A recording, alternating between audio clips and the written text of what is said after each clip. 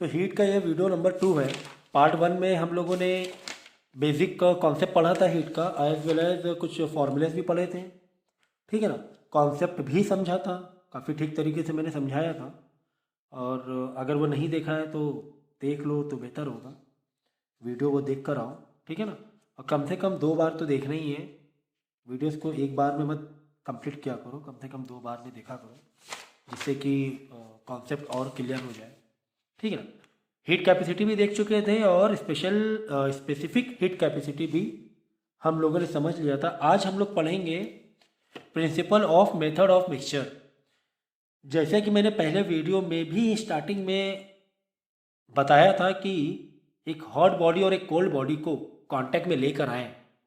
ठीक है ना। जैसे कि गर्म पानी और ठंडा पानी को दोनों को मिला दो तो पानी क्या हो जाएगा, ज़्यादा गर्म वाला और कम ठंडा वाला। तो ज़्यादा गर्म वाला पानी थोड़ा ठंडा हो जाएगा और ज़्यादा ठंडा वाला पानी थोड़ा सा गर्म, मतलब कि मिक्स हो जाएगा। तो ओवरऑल जो टेम्परेचर देखोगे, ना तो बिल्कुल कोल्ड रहेगा ना ही बिल्कुल हॉट रहेगा।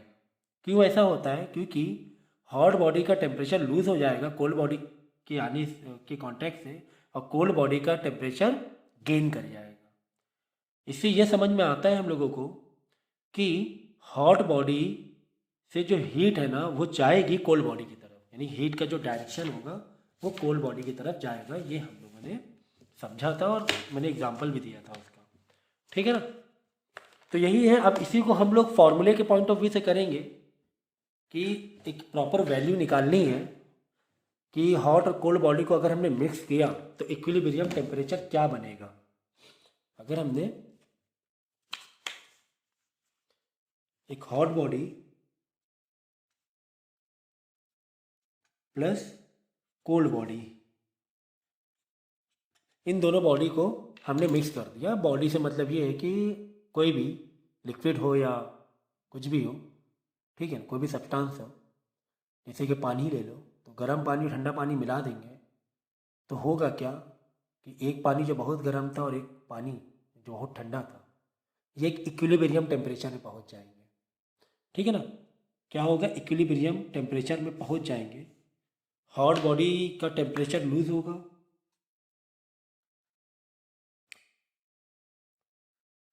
और कोल्ड बॉडी का टेम्परेचर गेन होगा। तो मैंने शायद पिछले बार भी एक एग्जांपल करके बताया था।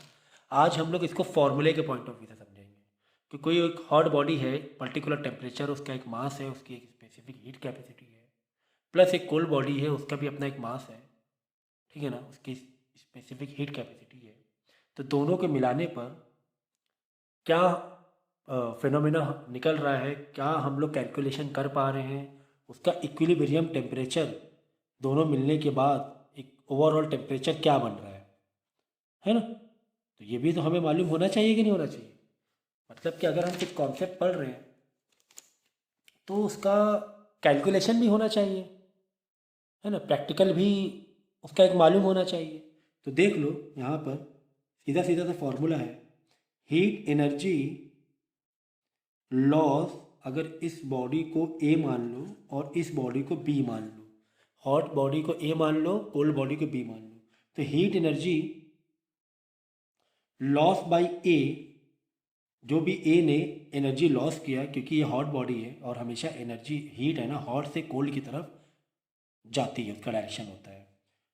Heat energy loss by A is equal to heat energy gain by body B.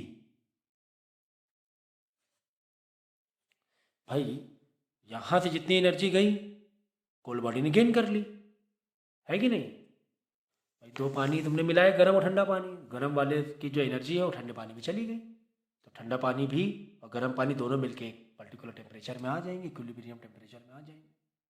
बात समझ में आई? इसका फॉर्मूला बता रहा हूँ मैं। देखो हीट एनर्जी लॉस बाई, तो हीट एनर्जी का फॉर्मूला क्या है? एम सी डेल्टा टी, है ना। एम सी M1 C1, मतलब ये समझो बॉडी वन है, ए क्या है, बॉडी वन है। तो M1 बॉडी वन का मास, C1 heat cap specific heat capacity of body है, इन ब्रैकेट डेल्टा टी मतलब T1 माइनस टी। T1 मतलब हॉट बॉडी का टेम्परेचर, और ये जो T है ये इक्विलिब्रियम टेम्परेचर है दोनों के मिलने के बाद, ठीक है ना। यहाँ पर T1 है, यहाँ पर T2 है, T1 T2 मिले तो एक T निकल आया, एक टेम्परेचर निकल आया। जैसे कि मैंने पिछले एग्जांपल में दिया था कि अगर इसका टेम्परेचर 10 सेल्सियस, इसका 10 है, तो ये 10 लूज़ करेगा और ये 10 गेन करेगा, दोनों 20-20 हो जाएंगे, मतलब ओवरऑल 20 हो जाएगा। तो ये T इक्विलिब्रियम है दोनों के मिलने के बाद, ठीक। MC डेल्टा T में मैंने क्या लिखा, T1 माइनस T, ठीक है, सही ना। देखो T1 डेफिनेटली हॉट बॉडी का टेम्परेचर ज़्यादा है, माइनस T जो इक्विलिब्रियम निकलेगा वो हॉट बॉडी से कम ही तो निकलेगा। अरे भाई देखो, हॉट बॉडी का समझो 30 सेल्सियस है, समझाने के लिए बोल रहा हूँ मैं, 30 सेल्सियस, कोल्ड बॉडी का 10 सेल्सियस, समझो दोनों मिलके हो गए क्या, 20 सेल्सियस, मतलब टी क्या आ गया, 20 सेल्सियस आ गया, है ना। तो T1 मतलब 30 माइनस 20, 10 लूज किया कि नहीं किया। हॉट बॉडी ने कितना लॉस किया एनर्जी, 10, 30 माइनस 20, 30 से 20 हो गया, तो 10 लूज किया है, तो ये 10 गेन करेगा, तो यही तो मैंने किया, देख लो। MC डेल्टा T मतलब T1 minus T, okay, 30 minus 20, हाँ इसने 10 सेल्सियस लूज किया है, 10 सेल्सियस का नुकसान हुआ है, 10 डिग्री का इसका नुकसान हुआ है, इज इक्वल टू, तो ये हो गया ए बॉडी का, ए मतलब 1 पहली बॉडी का, is equal to heat gain by B body, तो M2 मतलब दूसरी बॉडी का mass, C2 specific heat capacity of body B। यहाँ पर देखो, यहाँ पर क्या कर रहा है, गेन कर रहा है, कितना गेन कर रहा है बोलो, 10 गेन कर रहा है, ठीक है ना। तो यहाँ पे हम इसको कैसे करेंगे, 10 गेन कर रहा है मतलब T माइनस T2 करेंगे, ऐसे तो लिखेंगे T माइनस T2, 20 माइनस 10, तो 10 हो गया, है ना, ये भी 10 डिग्री हो गया, ये भी 10 डिग्री हो गया। तो ये आपका फॉर्मूला आ गया। ये याद रखो, लेफ्ट हैंड में हॉट बॉडी का एक स्टैंडर्ड बना लो, राइट हैंड में एक कोल्ड बॉडी का स्टैंडर्ड बना लो, ठीक है। बॉडी वन मतलब हॉट वाली बॉडी, बॉडी 2 मतलब कोल्ड वाली बॉडी, तो एक स्टैंडर्ड दिमाग में रख लो जिससे कि आपको कन्फ्यूज ना हो, ठीक है ना। अब क्वेश्चन यहीं से आते हैं, देख लो कितने वेरिएबल हैं।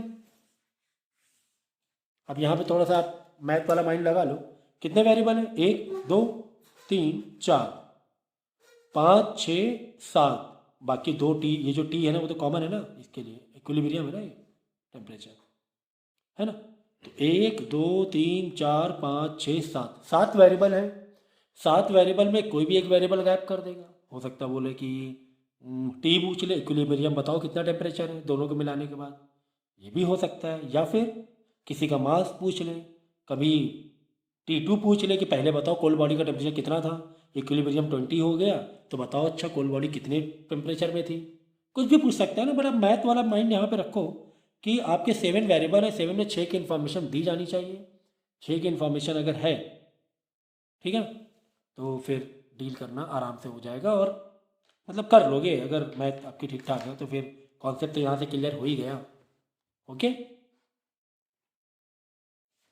फॉर्मूला ये नोट कर लो, बहुत काम आने वाला है, न्यूमेरिकल इससे पक्का आते ही आते हैं, मिक्सचर ऑफ टू बॉडी, ठीक है ना।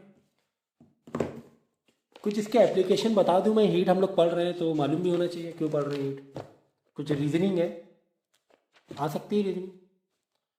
जैसे यहाँ पे देखो लिखा है क्लाइमेट नियर द सी शोर इज मॉडरेट, तो मतलब कि जैसे कि मैंने बताया स्पेसिफिक हीट कैपेसिटी का बहुत बड़ा रोल है, और बहुत ही मतलब रीजनिंग में तो बहुत सारी चीज़ें हैं, मज़ा आने वाली है अगर समझो तो, काफ़ी सारे रीजनिंग होती है स्पेसिफिक हीट कैपेसिटी। तो हम देखते हैं जैसा कि मैंने बताया था कि जो सैंड होती है उसका स्पेसिफिक हीट कैपेसिटी बहुत कम होती है, मतलब जल्दी गर्म हो जाती है और जल्दी ही ठंडी हो जाती है। इसीलिए वहाँ पर जब आप दोपहर मतलब ऐसे दोपहर को यानी कि दिन के टाइम जब सूरज है, सन है, तो वहाँ पर सन तेज़ी से गर्म हो गई, हीट कैपेसिटी बहुत ही कम है, स्पेसिफिक हीट कैपेसिटी। तो क्या होता है कि वहाँ की एयर ऊपर चली जाएगी, जगह खाली बच जाएगी, तो जो पानी है, पानी की स्पेसिफिक हीट कैपेसिटी बहुत ही ज़्यादा है, जल्दी पानी गर्म नहीं होता है कंपेयर टू सैंड। तो यहाँ पे जगह का समझो, ये क्या है तुम्हारा सी है, बता देता हूँ मैं। ये समझो क्या है, सैंड है, और ये एरिया तुम्हारा सी हो गया, ठीक है ना, यहाँ वाटर है। समझाने के लिए सब बता रहा हूँ डायग्राम से। तो होता क्या है कि यहाँ पर तो दोपहर को जब सन है तो जल्दी गर्म हो गया एरिया, हवा ऊपर से जब गर्म होता है ना एरिया, यानी साइन गर्म हो गई, यानी कि वहाँ की जो लोअर लेवल पे जो एयर है वो भी गर्म होगी। जो एयर गर्म होती है तो ऊपर आ जाती है, तो ये पानी के ऊपर वाली जो विंड एयर है वो विंड के मतलब यहाँ पर आके जगह लेगी। यहाँ जगह खाली हो रही, ऊपर जा रही है यार, तो ये हवा इधर चलेगी ना। तो दोपहर को कभी भी आप देखना, जब जाओगे बीच में समुद्र के किनारे अक्सर तेज़ हवा चलती है, तो उसका रीज़न यही होता है। यहाँ से हवा तेज़ आएगी, ऐसे हवा आएगी, विंड है ना, विंड तेज़ हवा आएगी। यही रीज़न है कि यहाँ पर की जो हवा है ना वो गर्म हो जाती है और ये ऊपर चली जाती है, और ये जो जगह खाली बच गई, तो ये जो पानी के ऊपर वाली जो एयर है जो कि उतनी गर्म नहीं है, तो डेफिनेटली खाली जगह की तरफ जाएगी। सीधी बात है, तो सिंपल सा लॉजिक है। जगह जगह खाली है तो इधर जो हवा भरी इधर आएगी, तो हवा तुम्हें तेज़ चलती हुई दिखाई देगी, ठीक है ना। और रात में इसी का उल्टा होता है कि पानी उतनी जल्दी ठंडा नहीं हो पाता है। दिन भर गर्म हुआ पानी, सैंड का तो पता है स्पेसिफिक हीट कैपेसिटी बहुत ही कम है सैंड की, तो जल्दी ठंडी हो जाती है। तो यहाँ पर रहने वाले लोगों को, जो भी रेसिडेंशियल एरिया है, वहाँ का जो क्लाइमेट होता है, अक्सर लोग है ना समुद्र किनारे रहना पसंद करते हैं। क्यों? क्योंकि वहाँ का जो क्लाइमेट होता है वो बहुत मॉडरेट रहता है। रात में अक्सर काफ़ी मतलब कोल्ड रहता है, ठंडा रहता है, ठीक ठाक रहता है मौसम। तो यही रीज़न है, स्पेसिफिक हीट कैपेसिटी सैंड की बहुत कम होती है। देखो यहाँ पे लिखा भी है, as such sand gets heated और कूल्ड मोर रैपिडली, बहुत जल्दी, as compared to water under similar condition, thus near the sea shore there become large difference, बड़ा डिफरेंस रहता है in temperature between land and sea, due to which convection air current are set up. The cold air blows from the land towards the sea, ठीक है ना। The cold air blows from the land towards the sea during the night, रात में तो उल्टा हो रहा है ना, नाइट में। And during the day cold air blows from the sea, जैसे मैंने बताया कि दिन में जो सैंड के ऊपर की जो एयर बहुत गर्म हो जाती है, क्योंकि सैंड गर्म है, एयर ऊपर ऊपर रहेगी, ऊपर जाएगी। हाँ, जो गर्म जो गैस होती कहाँ रहती है, ऊपर ही जाएगी ना, कंपेयर टू कोल्ड। तो ये ऊपर जा रही है, इधर आ रही है, ये समझो सी है, ऐसे एयर एक विंड बन के, या एयर कह सकते हैं हम लोग, या ब्रीज, ब्रीज कहो तो ज़्यादा बेहतर है, ठीक है ना। फॉर्मेंटेशन के लिए भी देखो यूज़ करते हैं हम लोग हॉट वाटर बॉटल। जैसे कि मैंने कहा फिर से कि वाटर का स्पेसिफिक हीट कैपेसिटी ज़्यादा होता है, देर में गर्म होगा तो फिर ठंडा भी देरी में होगा। हाँ समझो, अगर देर में गर्म हो रहा है भाई साहब तो ठंडा भी देरी में होएंगे। हाँ वाटर, तो फर्मेंटेशन में सिकाई इकाई हम लोग करते हैं ना, तो इसीलिए अक्सर हम लोग वो बैग यूज़ करते हैं। देखो वाटर बैग, पानी गर्म पानी डाल लेते हैं और कमर के नीचे या गर्दन के नीचे जहाँ पर आपको सेक लेनी है, क्योंकि देर तक के गर्म रहता है बॉटल में, समझ गए ना। इसी तरह और भी काफ़ी सारी चीज़ें हैं इसमें। रीजनिंग आप पढ़ लेना तो समझ तो गए होंगे कॉन्सेप्ट क्या है, रीजनिंग पढ़ लेना, ठीक है ना। अब देखो एक और भी एग्जांपल है हाई लो हीट कैपेसिटी के, अगर दिख रहा हो तो ठीक से देखो। Base of cooking pan is made thick, जो कुकिंग पैन का अक्सर कुछ ऐसे पैन, डिपेंड करता है आप क्या बना रहे हो, मोटा थिक है ना पैन यूज़ करते हैं जिससे कि हीट उतनी तेज़ी से पास ना होने पाए, टाइम लगे, है ना, खाना बनाने के लिए, या जो भी सिस्टम है खाना जले ना, बर्न ना हो जाए नीचे नीचे का। तो और ये भी रीज़न होता है कि अंदर जब मोटा वो लेयर रहेगी तो उसके अंदर की जो हीट कैपेसिटी है वो भी बड़ी हो जाएगी, है ना, ज़्यादा हो जाएगी, मोटा एरिया में हीट गई है ना, ठीक है ना। सो इससे होता क्या है कि अंदर एनर्जी बनी रहती है एक स्लो रेट पर, है ना, एक स्लो रेट पर बनी रहेगी। हमें उतना रैपिड नहीं चाहिए। कुछ ऐसे फूड होते हैं, कुकिंग होती है जहाँ पे हमें स्लो चाहिए हीट का ट्रांसफ़र, तो वहाँ पे पैन थिक बनाते हैं। The heat capacity becomes large due to which the gets heated slowly, ठीक है। तो समझ गया ना, मोटा थिक क्यों बनाते हैं, यही रीज़न है। हाँ ये देख लो, चलो इलेक्ट्रिक प्रेस, तो ये तो बहुत ज़बरदस्त एग्जांपल है। यहाँ तो खैर तुम लोग पक्का समझने वाले हो। अक्सर हमने देखा है कि, अक्सर क्या देखा है, हमेशा देखते ही हैं कि जो प्रेस होते हैं आयरन, आयरन के नीचे जो बेस होता है वो मोटा मोटा देखो होता है लोहे का। क्यों होता है मोटा? कि अगर हम उसको थोड़ा थिक कर देंगे, मोटा कर देंगे, मास ज़्यादा, हमने मास ज़्यादा लिया हुआ है इसमें प्लेट में, तो जिसकी वजह से उसकी जो स्पेसिफिक हीट कैपेसिटी वो ज़्यादा देर तक, मतलब ज़्यादा बढ़ जाएगी। स्पेसिफिक हीट कैपेसिटी बढ़ना, अगर तुमने गर्म कर दिया अपने तो देर तक के है ना, वो गर्म रहेगा, उतनी जल्दी ठंडा नहीं होगा। तो सवाल ये है कि जो थिक थिक बार बार यूज़ हो रहा है वर्ड, तो थिक से मतलब ये है कि ज़्यादा मास हम ले रहे हैं, ज़्यादा मास हम लोग ले रहे हैं, समझो बात को। ये देखो, ये देखो, स्पेसिफिक हीट कैपेसिटी का फॉर्मूला सी, स्मॉल सी है, ठीक है, और हीट कैपेसिटी का जो कैपिटल सी है। Specific heat capacity is equal to Q upon M delta T. अगर हम लोग मास बढ़ा देंगे, देखो, ठीक है, तो स्पेसिफिक हीट कैपेसिटी क्या हो जाएगी?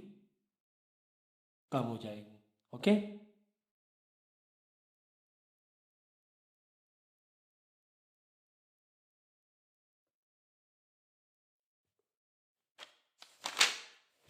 ठीक है ना। सो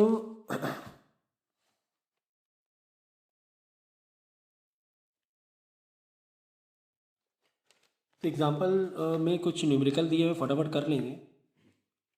ओके, इजी है न्यूमेरिकल, फिलहाल तो स्टार्टिंग में इजी है। देखो यहाँ पे लिखा हुआ है ए का, फर्स्ट का ए पार्ट में, a an iron ball require 500 joule.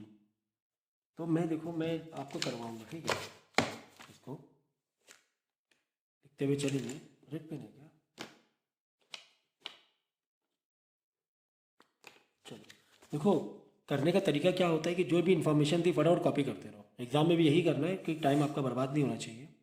तो N iron ball require 5000 joule, joule है मतलब क्यू, इज इक्वल टू 5000 दिया हुआ है। Okay, energy to raise temperature by 10 Celsius, temperature by 10 Celsius. बात समझ रहे हो? मतलब कि डेल्टा टी दिया हुआ है, ये नहीं दिया हुआ है। अगर वर्ड होता 2 10 सेल्सियस तो मतलब फिर डेल्टा टी नहीं होता, वो फाइनल टेम्परेचर होता। हमें बढ़ाना है टेम्परेचर को बाई 10 सेल्सियस, बाई वर्ड है ना, तो बाई मतलब डेल्टा टी तुम्हें दिया हुआ है कि 10 सेल्सियस और बढ़ाना है, तो आपने लिख लिया 10 सेल्सियस। ठीक है, calculate the heat capacity of the iron ball. Heat capacity चाहिए, हीट कैपेसिटी के लिए कैपिटल सी यूज होता है। ओके, दिख रहा है? देखो, क्यू 5000 जूल है, डेल्टा टी 10 सेल्सियस है, और हीट कैपेसिटी हमें पता करना है। हीट कैपेसिटी का फॉर्मूला हमें मालूम है, हमें मालूम है heat capacity formula C is equal to, बोलो, heat energy upon delta T. ठीक है ना, फटाफट चलो डालो। 5000 जूल एसआई यूनिट में दिया है, हाँ सर दिया हुआ है एसआई यूनिट में, चलो अच्छी बात है, अपॉन 10, और जीरो जीरो कट जाएगा तो 500 आ जाएगा। क्या? जूल। देखो ऊपर जूल है और नीचे क्या है, आपने इसको केल्विन में ले लिया है। तो अच्छा देखो, एक चीज़ और मैं बता दूँ, जैसे डेल्टा टी देखो तुम्हें कितने दिया हुआ है, सेल्सियस में दिया हुआ है ना, देखो, तो इसको आप डायरेक्ट केल्विन कर दो, ठीक है ना, केल्विन कर दो।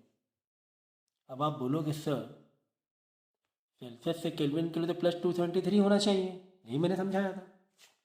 ठीक है ना, आप क्या बोलोगे, सर सर सेल्सियस को केल्विन में कन्वर्ट करने के लिए क्या होना चाहिए, +273, यही बताया था ना। मैंने यहाँ पे तो डायरेक्ट कर दिया है। देखो यहाँ पर क्या है, ये डेल्टा टी है, ये टी नहीं है, ये change in temperature, delta T है। अरे भाई सोचो ज़रा सा तुम, जैसे एग्जांपल के तौर पे, जैसे कि मैंने बोला कि 50 सेल्सियस केल्विन में कितना है, तो आप क्या करोगे, फ़ौरन 273 प्लस 50 कर दोगे, +53 कर दोगे, तो 273 प्लस 50 कितना हो गया, बोलो ज़रा। टू वन कितना हो गया, 3, 2, 1, 3, 323 हो गया। ठीक है ना, केल्विन 323 हो गया।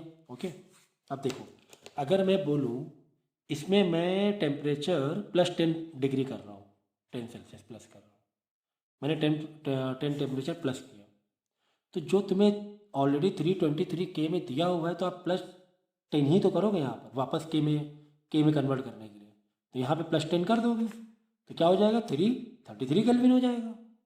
अरे भाई 50 60 60 + 273 कितना होगा, 60 + 273 समझो। तो छोड़ दो एक मिनट, अब ये 60 हो गया समझो, 60 सेल्सियस हो गया, केल्विन में बदल गया। तो 60 + 273 कितना हो, 33 होगा कि नहीं हुआ। मतलब यहाँ पे हमने +10 किया तो यहाँ पे +10K कर रहे हैं।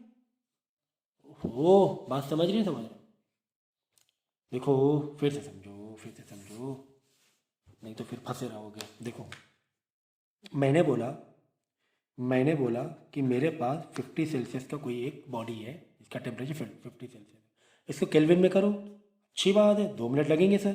50 + 273 हो गया 323 केल्विन, अच्छी बात है, खुश हो गया सर। अब मैंने क्या कहा कि काम करो 50 सेल्सियस में 10 डिग्री और बढ़ा दो, चलो 10 डिग्री बढ़ा दो, हाँ हमने 10 सेल्सियस बढ़ा दिया। अब केल्विन में कितना हुआ, अगर तुम ये नया कैलकुलेट करो कि 60 मतलब 5 10 50 60 सेल्सियस तो है, चलो 60 से केल्विन बदलना है, 60 + 273 करोगे तो कितना हो जाएगा, तुमने जोड़ा, हाँ 333 केल्विन हो गया। आप यही तो करोगे, 60 सेल्सियस को केल्विन बदलोगे। मैं क्या कह रहा हूँ, तुम्हें अगर बेसिक मालूम है कि ये 323 है, तुमने चेंज कितना किया, 10 किया, इसी में डायरेक्ट 10 बढ़ा दो ना, वापस इतना बड़ा कैलकुलेशन क्यों कर रहे हो, इसी में 10 बढ़ा दो, ये लो +10 हो गया ना, 333 केल्विन +10। कुल मिला के चेंज इन टेम्परेचर तुमने 10 सेल्सियस किया, चेंज इन टेम्परेचर तुमने 10 सेल्सियस किया, तो केल्विन में बदलने के लिए बेसिक से बेस जो है बाय डिफ़ॉल्ट उसमें +10K ही तो आप कर रहे हो। इसका मतलब चेंज इन सेल्सियस वो बराबर होगा चेंज इन किसमें, केल्विन में, ये बराबर है।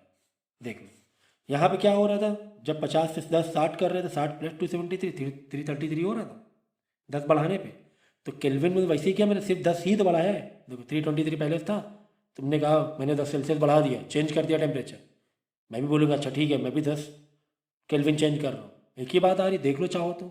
आपने ऐसे घुमा के भी कर लिया है प्लस, तो 333 हो रहा है ना। तो कुल मिला के जो भी ΔT होगा वो ΔK के बराबर होगा। No need to add 273 again and again, because ये ΔT है, टी नहीं है, ठीक है ना।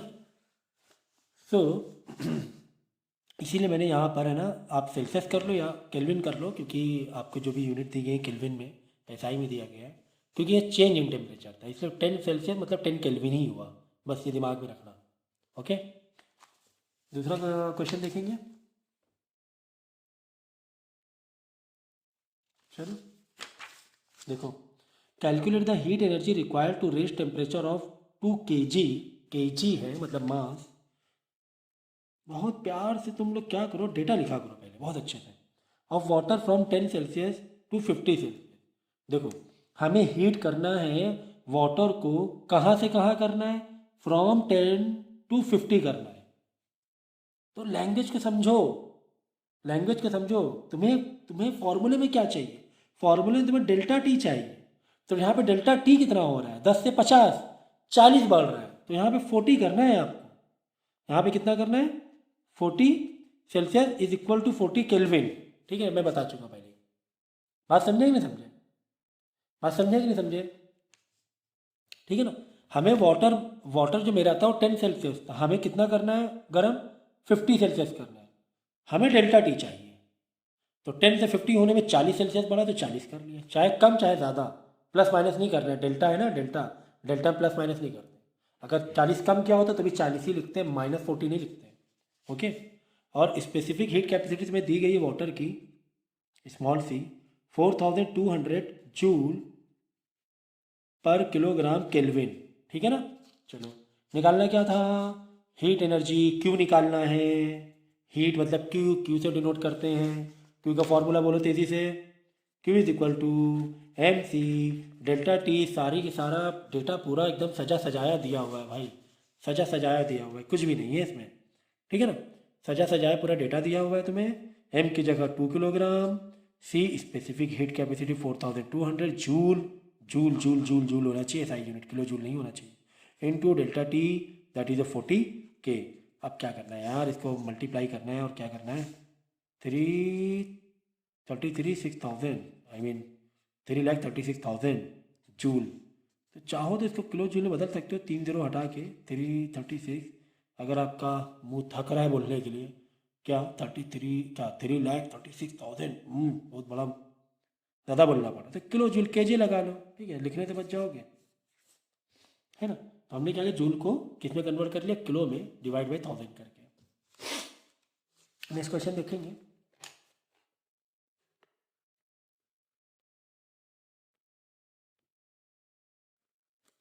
ए metal piece of mass 50 gram at 20 Celsius required to. तो जो इंफॉर्मेशन दी है लिखते जाओ, लिखते जाओ। चलो देखो, a metal piece of mass 50 gram, M is equal to 50 gram है, ध्यान रखना, एट 27 सेल्सियस रिक्वायर 2400 जूल, मतलब ये जूल है, जूल, इतनी एनर्जी चाहिए हमें, इतनी एनर्जी हमें चाहिए। तो क्यू कितना है, 2400 जूल, जूल से मालूम पड़ रहा है हमें, क्यू वाली इंफॉर्मेशन दी फॉर्मूले में, of heat energy in order to raise its temperature to 327। पहले टेम्परेचर 27 था, सेल्सियस था, अब हमें करना है 327। तो हमारा काम का है ना, हमें 27 को लिखना है डेटा में, ना 327 को लिखना है, सीधा सीधा इसका डेल्टा टी लिखना है, 327 माइनस 27 300, हमें 300 सेल्सियस टेम्परेचर बढ़ाना है, डेल्टा टी 300 का मतलब ही 300 kelvin. Calculate the specific heat capacity. अब स्पेसिफिक हीट कैपेसिटी मांग लिया, मैंने कहा ना फॉर्मूला तुम्हें दिया है तो कुछ भी घुमा के मांग ले, तुम्हें थोड़ा डरना है, तुम्हारे सारी इन्फॉर्मेशन तो है ना, तुम्हारे पास सारी इन्फॉर्मेशन है। मैंने फॉर्मूला क्या याद किया था, एम सी डेल्टा टी, अच्छी बात है। क्यू के नीचे क्यू लिख दिया, 2400 इक्वल टू के नीचे इक्वल टू मास 50 ग्राम है, नहीं चलेगा 50 ग्राम, अपॉन 1000 करना ज़रूरी है, क्यों 1000 कर रहे हैं, ग्राम को हमें किलोग्राम में बदलना है, क्योंकि ओवरऑल पूरा एसआई यूनिट चल रहा है, क्या चल रहा है, एसआई यूनिट चल रहा है, इनटू स्पेसिफिक हीट कैपेसिटी, अरे सर वही तो ढूंढ रहे हैं, वही तो ढूंढ रहे हो, डेल्टा टी 300, ठीक है ना। तो चलो यहाँ पे चाहो तो इसकी यूनिट लगा दो, कोई दिक्कत नहीं है, ठीक है ना। अब हमें क्या निकालना है, स्पेसिफिक हीट कैपेसिटी निकालना है, सी को यहीं पे छोड़ दो, बाकी सबको अदर साइड ले आओ सॉल्व करने के लिए।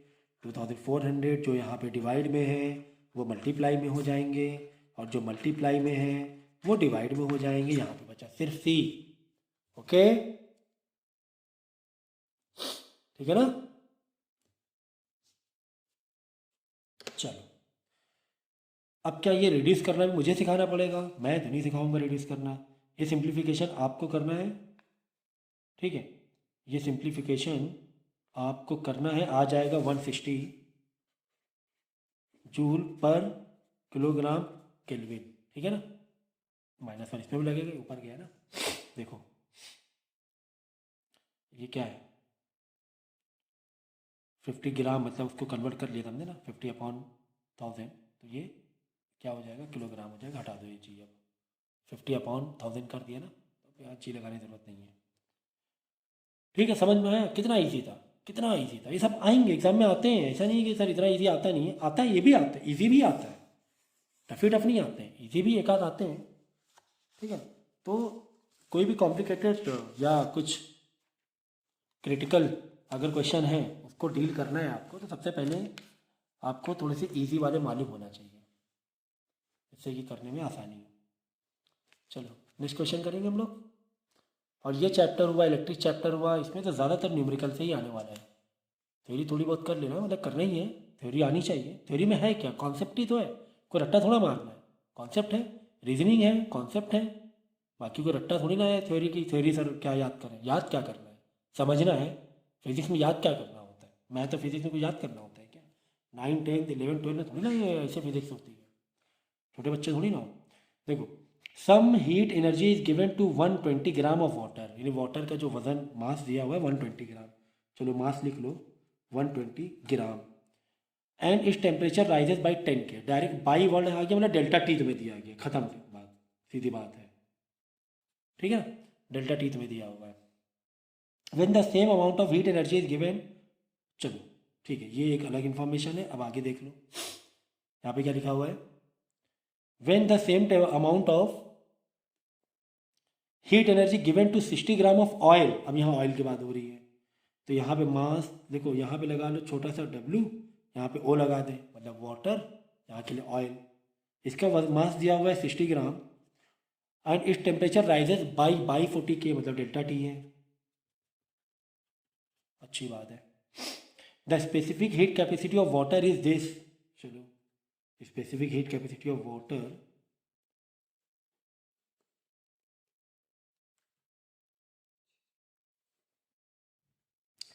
$4200 जूल पर किलोग्राम केल्विन।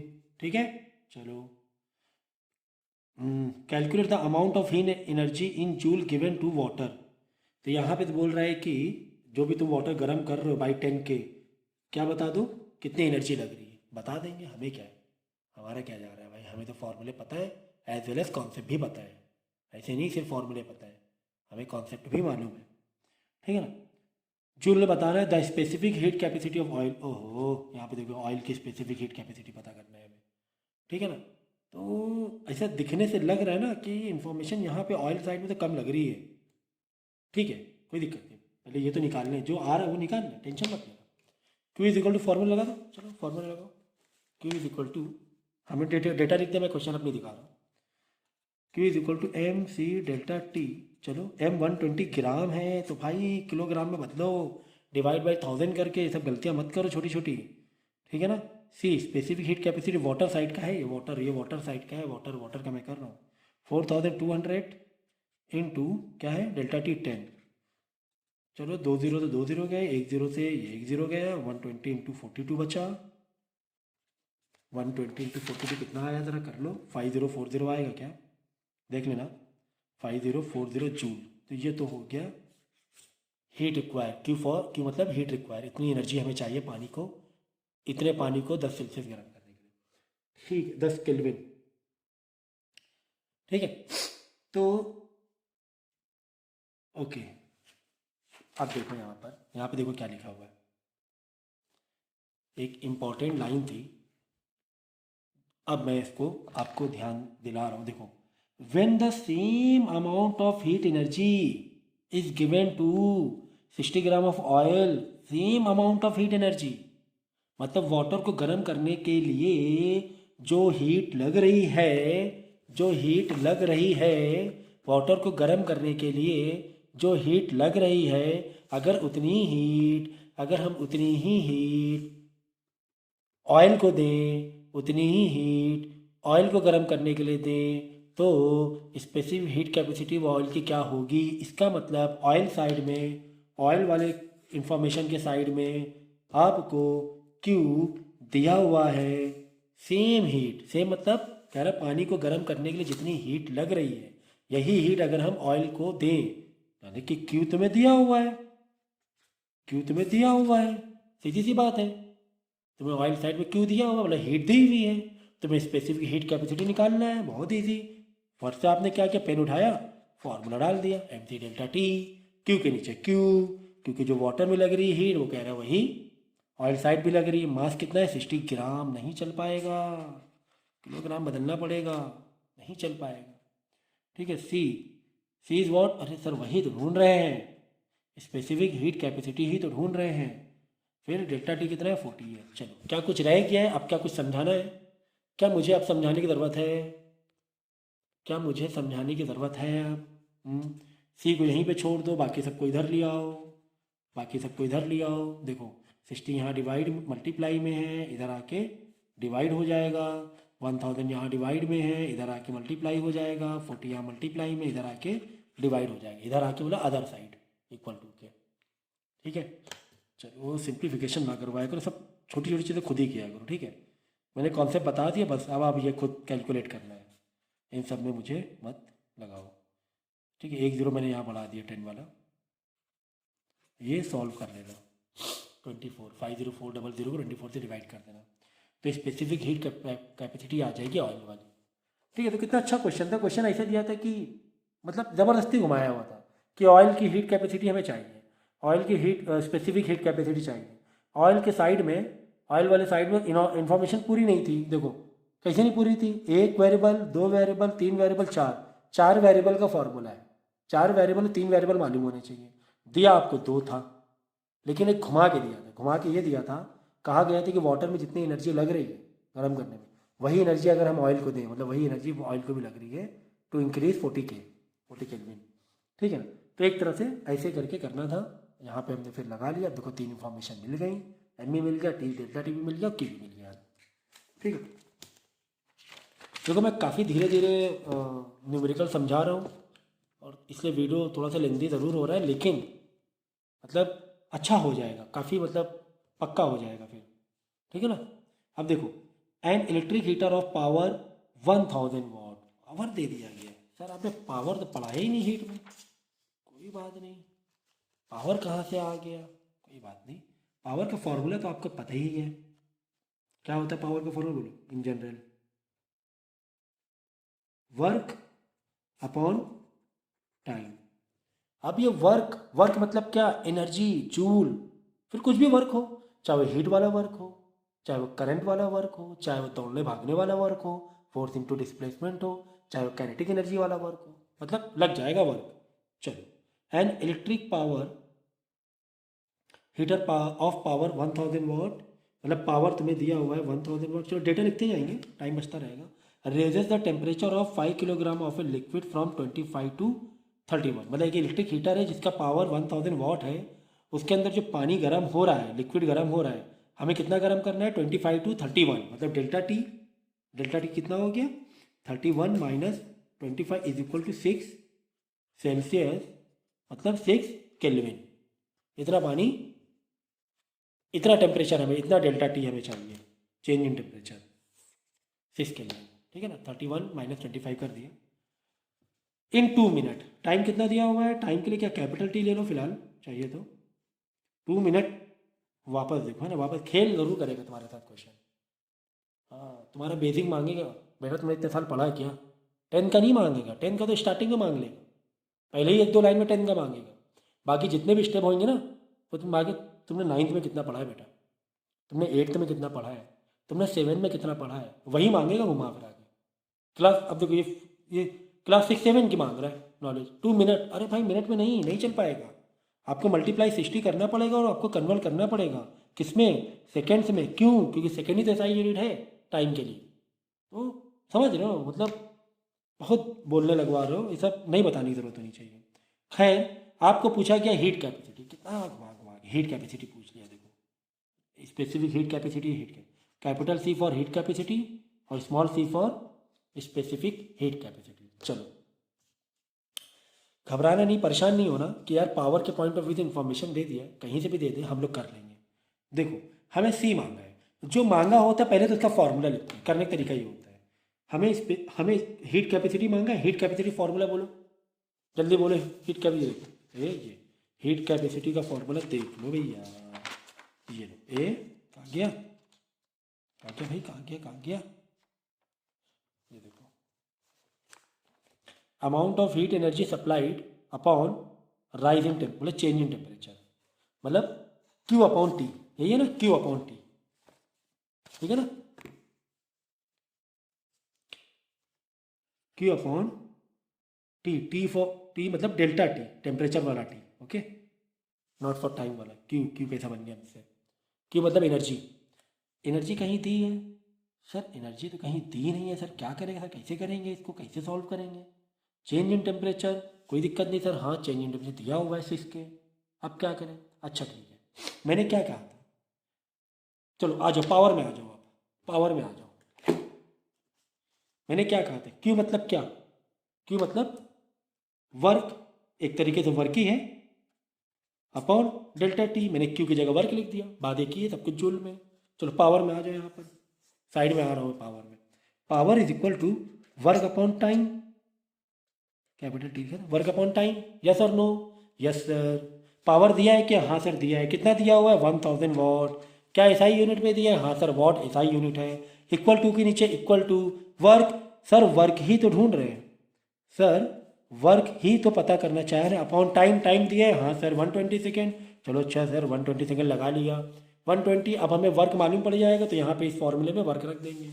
चलो वर्क निकाल लो 120 को इधर आके मल्टीप्लाई करा दो। मैंने मल्टीप्लाई करा दिया 1000 watt is equal to work. ठीक है अब आ जाएगा जूल में, ये सेकेंड है ठीक है ना 120 सेकेंड। तो 120 1 2 3 4 1 2 3 4 0 ये आ गया जूल। लो भाई वर्क मिल गया। बहुत बातें कर रहे हैं ना, मिल गया वर्क। ये वर्क है, लगा दो work. Heat capacity is equal to Q upon T. Q मतलब वर्क ही है, वर्क ही एनर्जी है। आ गया नहीं आ गया? खुद ही तुम्हें सोचना चाहिए ना, क्रिटिकल थिंकिंग सोचना चाहिए। पावर दिया हुआ, टाइम दिया हुआ है, ठीक है दिया उसकी मर्जी, ठीक है दिया, हटाओ हमें क्या करना है। पूछा क्या गया? Heat capacity. हमें क्या करना है ऐसा नहीं है। आपको ऑब्जेक्शन मतलब आपका जो बिहेवियर होना चाहिए न्यूमेरिकल सॉल्व करने के लिए, एक ऑब्जेक्टिव बिहेवियर होना चाहिए। ऑब्जेक्टिव बिहेवियर होना चाहिए, सोचना चाहिए यार ये क्यों दिया हुआ है, इसे पावर। हम यहाँ पे आके फंस गए। C is equal to Q upon delta T, formula पक्के याद किए हुए थे। Heat capacity equal to this, ठीक है बड़े अच्छे से फॉर्मूले में याद किए हुए थे, लेकिन कुछ मिल ही नहीं रहा यहाँ पे। तो टाइम पावर पता नहीं क्या क्या बातें चल रही है। डेल्टा टी तो ठीक है, क्या क्या बात। तो आपका बिहेवियर ऑब्जेक्टिव होना चाहिए। पावर क्यों दिया हुआ है, कुछ तो बात है। हाँ power is equal to work upon time. Time को लाके मल्टीप्लाई करो तो वर्क निकाल लो। Heat capacity is equal to work upon delta T, change in temperature. Work Q मतलब वर्क ही है, तो वर्क हमने यहाँ से पता कर लिया और यहाँ पे हमने अप्लाई कर दिया। कितना इजी देखो, मतलब क्या कहें बताइए, क्या कहें। 6 टू द 12 और 4 0 बढ़ा दो, 1 2 3 4 आ गया तुम्हारा क्या, जूल केल्विन पर केल्विन। ठीक है ना, ये आगे 20,000 ही है। हाँ देखो 20,000 आया, ठीक है। इसको चाहो तो फिजिक्स लैंग्वेज में लिख दो 2 4 0 है ना, इंटू 10 की पावर 4 4 0 है जूल पर केल्विन। ठीक है चलो स्पेसिफिक हीट कैपेसिटी मांगा है, छोटा सी। बताओ स्पेसिफिक हीट कैपेसिटी का formula. Q is equal to M C delta T से कर सकते हैं क्या? हाँ वहाँ से मिल जाएगा, क्योंकि Q हमें मालूम है। Q is equal to M, mass मालूम है क्या? देखो ज़रा, हाँ 5 किलोग्राम। देखो मास भी तो पता है हमें, मास कितना गिवन था, 5 किलोग्राम। देखो एम सी डेल्टा टी से भी जा सकते हो, और दो तरीके हैं, चाहे आप ऐसे निकाल लो एम सी डेल्टा टी, क्योंकि तुम्हें क्यू पता ही है 1,20,000 जूल है। एम 5 किलो मालूम है, दिया हुआ है 5 किलो। स्पेसिफिक हीट कैपेसिटी चाहिए, इसको यहाँ छोड़ के, और डेल्टा टी तुम्हें मालूम है 6 केल्विन तुम्हें दिया हुआ है। ठीक है, सी को यहाँ छोड़ के बाकी सबको अदर साइड ला के कर सकते हो, ऐसे भी कर सकते हो। इसके अलावा तुम्हें हीट कैपेसिटी पता चली गई है तो आप डायरेक्ट भी कर सकते हो। छोटा C is equal to heat capacity बड़ा सी डैश अपॉन मास, ऐसे भी कर सकते हो। दोनों फॉर्मूले से कर, चाहे इससे कर लो चाहे इससे कर लो, दोनों तरीके से हो जाएगा। ठीक है ना, तो कितना है हीट कैपेसिटी, कितना आ गया था 2 इंटू 10 की पावर 4, 2 इंटू 10 की पावर 4 अपॉन मास कितना है, मास 5 किलो है, 5 किलो। चलो ये निकाल लेना, सॉल्व कर लेना, कर लोगे सॉल्व? ये भी कराना पड़ेगा, चलो करा देते हैं यार, तुम भी क्या याद करोगे। देखो अब 5 से 2 से डिवाइड नहीं हो रहा, मज़ा ही नहीं आ रही। डेसिमल में इतने बड़े बड़े नंबर हैं सर, मज़ा नहीं आ रही है। तो इसको बना लो 20, कौन तुम्हें मना कर रहा है ज़्यादा कॉम्प्लिकेटेड में जाओ, डेसिमल में जाओ। इसको कर लो 20, इसको कर लो 10 की पावर 3, 10 की पावर 4, 1 0 इधर दे दिया तुमने। अरे भाई 4 0 थे इधर, 1 0 इधर दे दिया, तो इधर पावर कम कर दो, 3 कर दो पावर अपॉन 5। ले हो गया, खेल खत्म, पैसा खत्म। 5 1 द 5, 5 4 द 20, 4 इंटू 10 की पावर 3 आ गया आंसर क्या, स्पेसिफिक हीट कैपेसिटी। ठीक है, यूनिट वीनिट सब लगा देना भाई, ठीक है ना। तो चलो चाहो तो स्क्रीनशॉट ले लो, लेकिन बेहतर यही है कि मतलब करो खुद, वही अच्छी बात है, अच्छे बच्चों की जैसे। ओके ले लो। तो अब क्या करना है, जो भी मैंने न्यूमेरिकल करा दी है, please please please video pause करके आप प्लीज़ पहले अटेम्प्ट करना, नहीं तो बाद में बोलोगे सर समझ ही नहीं आ रहा है ना। तो ये नहीं बोलना है। तो किस तरह कितने प्यार से हम लोगों ने देखो पावर पर गए, है ना, पावर पावर दे दिया, टाइम दे दिया, कितने प्यार से गया, कितने प्यार से रिलेट किया हमने, कितना आसान तरीके से रिलेट किया। किस तरीके से देगा, नेक्स्ट जूम करता हूँ ताकि आपको दिखाई दे। देखो, a bucket contains 8 kilogram of water. क्या हम डेटा लिखते जाएँ? चलो लिखते जाएंगे, क्वेश्चन समझाऊंगा मैं, परेशान ना हो। चलो टाइम बचाने के लिए मैं कर रहा हूँ। मास कितना दिया हुआ है? 8 किलोग्राम दिया हुआ है। ऑफ वाटर एट 25 एट है, डेल्टा टी नहीं है, एट है, एट 25 सेल्सियस। मुझे भरोसा नहीं है तुम लोग का, कुछ भी मतलब लगा दो। हाँ डेल्टा टी 25, फर्स्ट से तुमने डेटा लिख दिया, डेटा को फॉलो कर दिया तुमने, है ना। एट 25 सेल्सियस कि अभी 25 सेल्सियस है, ठीक है ठीक है ठीक है। 2 kilogram of water eight 80 Celsius इस, ओहो हो मिक्सिंग वाला आ गया। यहाँ पे टेम्परेचर लिखो, टेम्परेचर मतलब T1, मिक्सिंग वाला T1 is equal to what? 25 Celsius, ठीक है ना। और बाद में क्या बोला दूसरा वाला? चलो 2 किलोग्राम वाटर, यहाँ पे मास कितना दिया गया है? 2 किलोग्राम। और कितना टेम्परेचर है इसका? एक काम करेंगे, एक काम करो, जैसा कि मैंने कहा था, मैंने ये कहा था आपसे कि जो हॉट बॉडी है ना उसको 1 लिया करो, थोड़ा सा अच्छा लगेगा। हॉट बॉडी क्या मानेंगे? हॉट बॉडी क्या मानेंगे? 1। कोल्ड बॉडी को 2 लेंगे। T1 M1 हॉट बॉडी के लिए याद रहेगा। हॉट बॉडी के लिए क्या लेंगे? बॉडी 1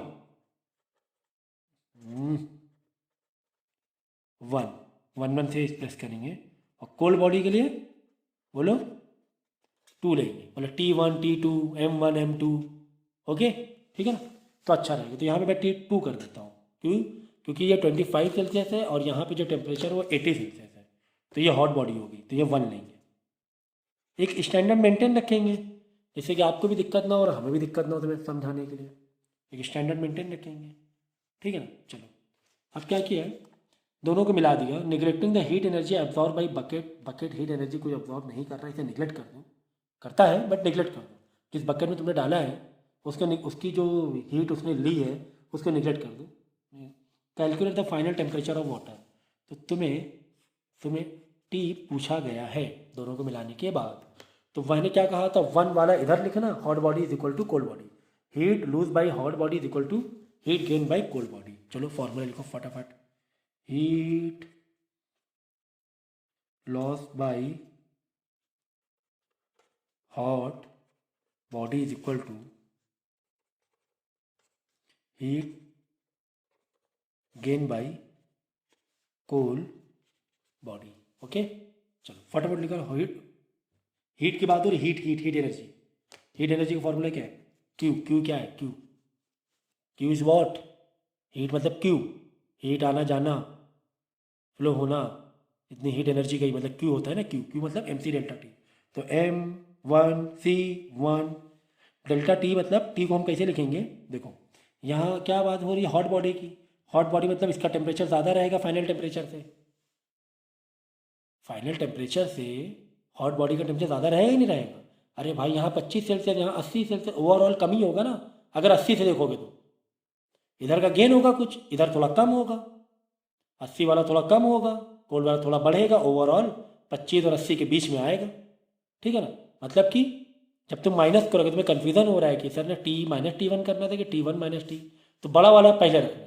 अब सोचो T1 बड़ा है कि T बड़ा होगा, लॉजिक लगाओ, T1 बड़ा है कि T बड़ा है? अरे भाई T1 ही तो बड़ा रहेगा, क्योंकि ये लूज होने वाला है, हॉट बॉडी है ये, 80 सेल्सियस मतलब हॉट बॉडी, 25 मतलब कोल्ड बॉडी में ले लिया। तो T1 बड़ा है तो यहाँ पे रखेंगे T1 - T करेंगे, -T मतलब ये तुम्हारा फाइनल टेम्परेचर। या कैपिटल T पे तुम दिखा सकते हो इसे, जैसे भी समझ लो बेहतर। M2C2 यहाँ पे उल्टा, T मतलब equilibrium final temperature minus T2, याद रहेगा, बहुत ईजी है। T - T2 वाला फंडा है ना, बहुत ईजी, मतलब यहाँ पे बड़ा वाला रहना है। आप खुद ही देख लो इन दोनों में बड़ा कौन सा रहेगा। अरे भाई 25 सेल्सियस था, गर्म पानी मिला, फाइनल थोड़ा ज़्यादा ही होने वाला है, ठीक है। कुछ रह गया क्या इसमें? अब कुछ रहा तो नहीं है। देखो दोनों भी क्या थे, ये दोनों भी क्या थे? वाटर थे। अब आप बोलोगे सर M तो दिया, अच्छी बात है, T1 T तो पता करना है, ठीक है। T2, हाँ सर T2 भी दिया हुआ है। M2, हाँ सर M2 भी दिया हुआ है। M2 भी दिया हो, लेकिन सर ये स्पेसिफिक हीट कैपेसिटी हमें कहीं नजर ही नहीं आ रहा है, कैसे अप्लाई करें? हमें टी पता करना है, टी पता करना है, ठीक है। एक वेरिएबल नहीं मालूम है, टी नहीं मालूम है, T1 T2 पता है, M1 M2 पता है, सर C1 C2 तो पता ही नहीं।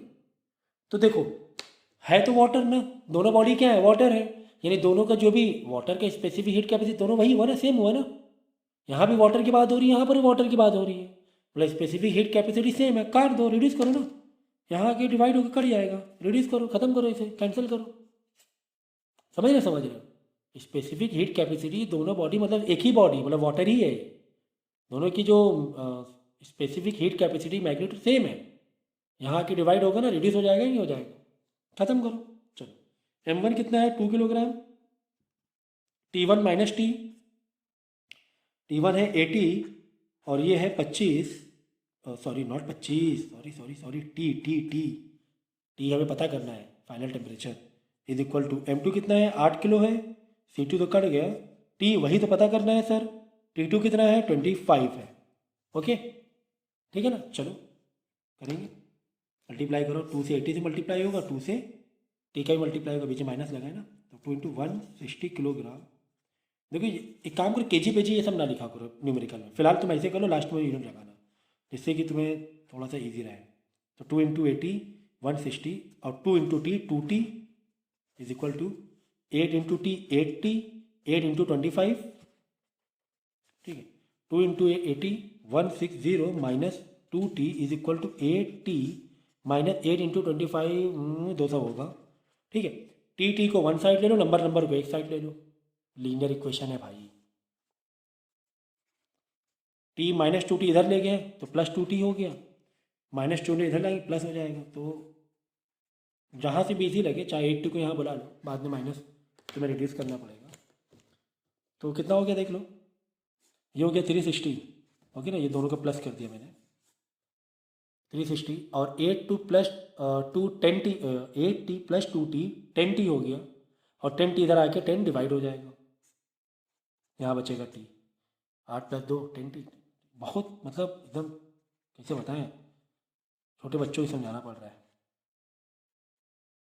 ये हो गया तुम्हारा फाइनल टेम्परेचर 36 सेल्सियस, ठीक है ना।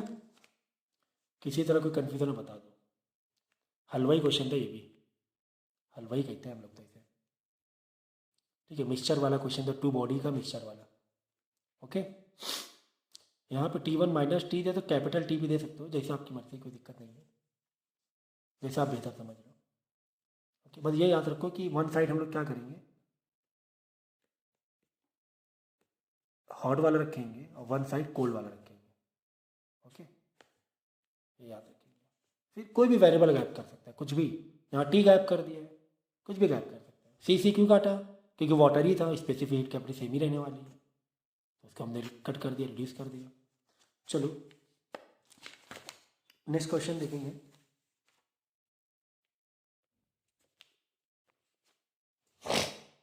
Forty gram of water at 60 Celsius is poured into vessel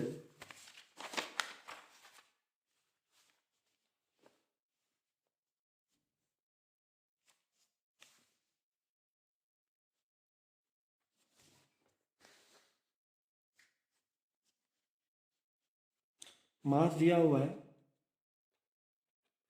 40 gram eight 60 Celsius, eight, ठीक है ना, is poured into a vessel containing 50 gram of water, यहाँ पे वही बात हो रही है, एट 20 सेल्सियस, ठीक है।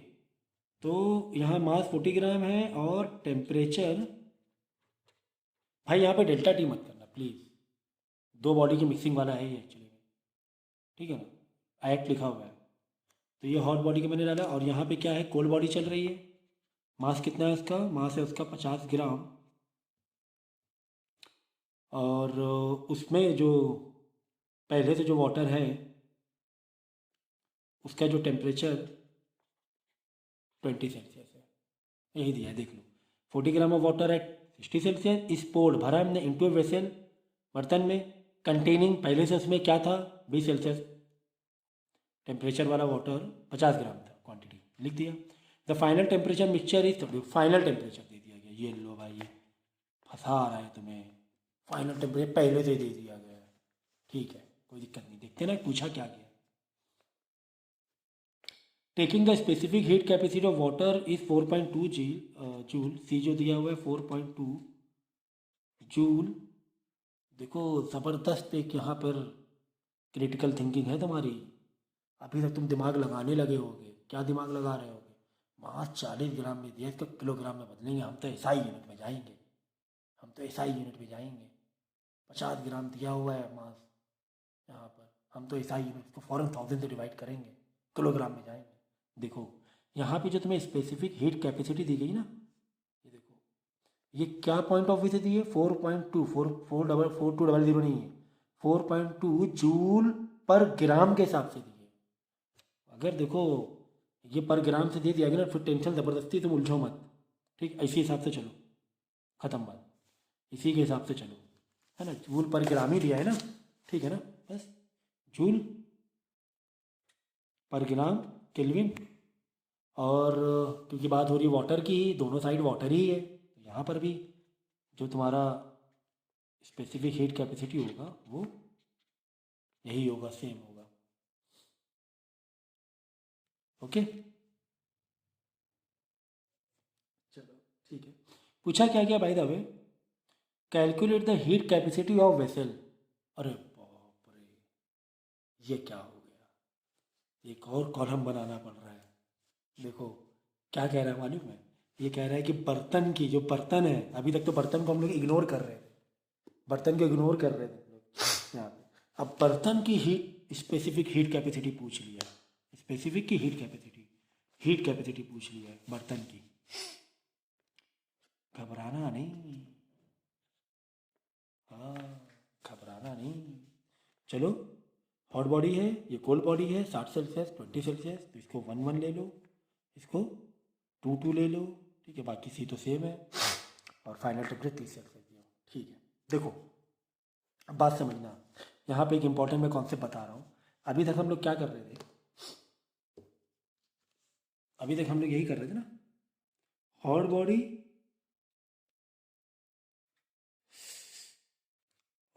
कुछ ज़्यादा ही जल्दबाजी है। हॉट बॉडी का जो हीट है वो क्या होती है? Lose is equal to cold body का हीट है ना, बढ़ती है ना, यही तो होता है ना। जो यहाँ पे घटा वो यहाँ बढ़ गया, ठीक है। अब बर्तन का रोल आ गया बीच में। देखो इसमें इसमें किसी एक में बर्तन की जो इंफॉर्मेशन है ना, तुम्हारा बर्तन वेसल, वो ऐड कर देना होता है। या तो कोल्ड बॉडी की तरफ ऐड कर दो, या तो हॉट बॉडी की तरफ ऐड कर दो, बर्तन की पूरी पूरी इंफॉर्मेशन, ठीक है ना।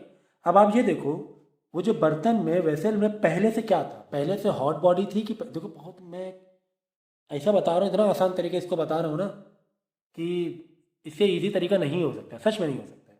देखो बर्तन में पहले से क्या था? ठंडा पानी था कि गर्म पानी था? पहले से देखो, पढ़ो क्वेश्चन देखो। 40 gram of water at 60 Celsius is poured into a vessel containing, मतलब हमने बर्तन में रखा कंटेनिंग, पहले तो बर्तन में क्या था? 50 ग्राम पानी था एट 20 सेल्सियस, मतलब पहले तो जो पानी था उसका टेम्परेचर कितना था? 20 सेल्सियस, ठीक है। यानी कि इसका मतलब कि बर्तन में पहले से कोल्ड बॉडी थी, पहले से कोल्ड बॉडी की तरफ ऐड कर दो वेसल की इंफॉर्मेशन, खत्म बात। सबसे आसान, hot body is equal to cold body plus vessel, cold body तरफ, क्यों? क्योंकि बर्तन में पहले से कोल्ड वाटर था, कोल्ड बॉडी थी। सबसे आसान तरीका बता रहा हूँ। अब देखो, अब देखो ये हो गई सारी इंफॉर्मेशन, 1 2 3। चलो, तो हॉट बॉडी के लिए मैंने लिखा एम सी डेल्टा टी की जगह क्या बोलो? T1 minus T. देखो T1 बड़ा, टी डेफिनेटली छोटा है ही, दिख ही रहा है, वैसे भी छोटा होने भी वाला है, is equal to cold body के लिए एम सी, एम सी मतलब छोटा सी है, मतलब स्पेसिफिक हीट कैपेसिटी है, हमें हीट कैपेसिटी पूछा है, ठीक है। एम सी यहाँ पर T माइनस T1 हो जाएगा, ठीक है, यही फॉर्मूला लगा रहे थे।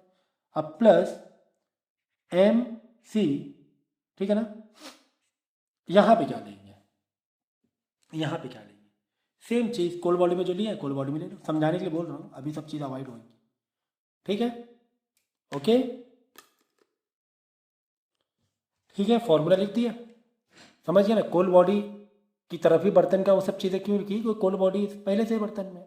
अरे भाई, हॉट बॉडी से जो हीट जाएगी, वो जो बर्तन में पानी रखा हुआ है उसमें हीट जाएगी, मतलब हीट गेन करेगा, प्लस बर्तन है, बर्तन का भी इन्वॉल्वमेंट कह रहा है, वेसल का भी इन्वॉल्वमेंट है, तो उसमें भी कहीं ना कहीं से हीट अब्जॉर्ब, बर्तन का इन्वॉल्वमेंट मतलब कि हाँ बर्तन में भी तुम्हारी हीट जा रही है। तो कोल्ड बॉडी का टेम्परेचर कितना था, 20 सेल्सियस था, तो बर्तन का टेम्परेचर भी 20 सेल्सियस ही मानना है, समझे।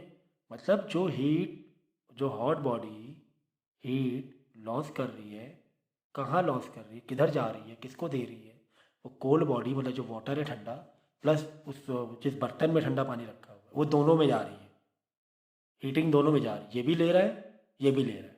अब आ गई बात समझ में, ठंडा पानी भी ले रहा है, और ये जो बर्तन है ना, बर्तन भी तो धीरे धीरे थोड़ा गर्म होगा। खुद ही लॉजिक लगाओ कि गर्म पानी डाल दोगे किसी बर्तन में, बर्तन में गर्म नहीं होगा, वो तो पहले हम लोग अवॉइड कर रहे थे, क्वेश्चन बोला अवॉइड करो, अवॉइड कर दो, खत्म बात। यहाँ अगर अवॉइड ना करो भाई, नहीं करेंगे अवॉइड, ठीक है। बस यहाँ पे ध्यान रखना, बर्तन की तरफ जो एम है ना उसको 1 अवॉइड करो, उसको एम को 1 ले लो तुम, एम को क्या ले लो हमेशा 1, ठीक है। सी या स्पेसिफिक हीट कैपेसिटी या हीट कैपेसिटी, वो बस यहीं पर आ जाएगा टर्म, ठीक है ना, याद रखोगे। एम को क्या करो 1 ही ले लो, क्योंकि बर्तन का मास हमें अवॉइड करना है, इसको 1 ले लो। और जो सी है ना स्पेसिफिक हीट कैपेसिटी, इसको तुम हीट कैपेसिटी भी ले सकते हो, स्पेसिफिक हीट कैपेसिटी तो वो भी आप इसी ट्रिक से कर सकते हो, ये मैं ट्रिक बता रहा हूँ, नहीं तो उलझ जाओगे आप, ठीक है। चलो इन्फॉर्मेशन डालेंगे हॉट बॉडी की वाली। हाँ, एक और चीज़ क्या दिया था, देखो मैं ये बता रहा था ना कि तुम्हें यहाँ पर एसआई यूनिट कन्वर्ट करने की ज़रूरत नहीं है, क्योंकि तुम्हें जो स्पेसिफिक हीट कैपेसिटी दी है 4.2 जूल पर ग्राम के हिसाब से दी, तो टेंशन मत लेना, डायरेक्ट ऐसे कर देंगे। यहाँ पर है black pen,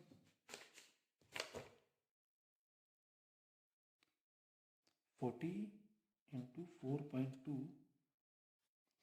T1 60 minus T final temperature 30 is equal to M2 50 gram into C2। देखो दोनों भी वाटर ही है ना, तो हीट जो स्पेसिफिक हीट कैपेसिटी वो दोनों की सेम ही है, सेम बॉडी है ना, वाटर ही है वो भी, ठीक है। टी दिया हुआ है इसमें 30, और जो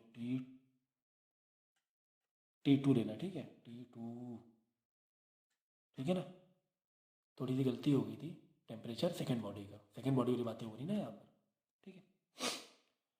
तो 30 माइनस क्या हो गया, हाँ 20, प्लस एम हमेशा 1 ले लो, मतलब अवॉइड करना है, इंटू सी, यही तो पता करना है, यही हमें पता करना है, ठीक है। ठीक है, टी, देखो टी मतलब यही फाइनल टेम्परेचर, जस्ट जो टी होता है final temperature 30 Celsius, minus T2, बर्तन में क्या है ठंडा पानी ना, तो ठंडे पानी का ही टेम्परेचर कितना है 20 सेल्सियस है। बस कुछ नहीं, सिर्फ मैथ सॉल्व करनी है तुम्हें, अब मैथ सॉल्व करनी है तुम्हें।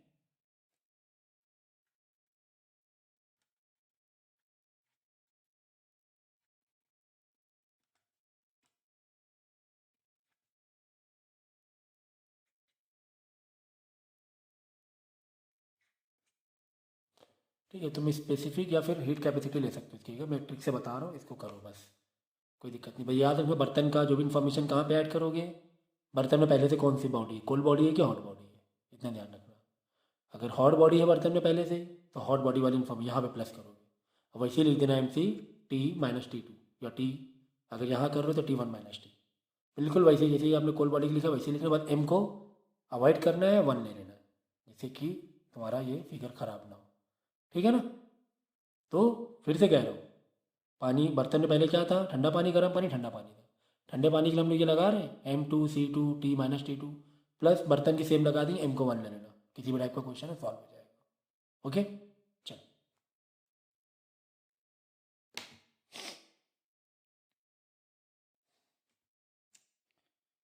हीट कैपेसिटी निकलेगी, स्पेसिफिक हीट कैपेसिटी नहीं निकलेगी, देखो बाकी जगह स्पेसिफिक हीट कैपेसिटी है, यहाँ पर हीट कैपेसिटी निकलेगी,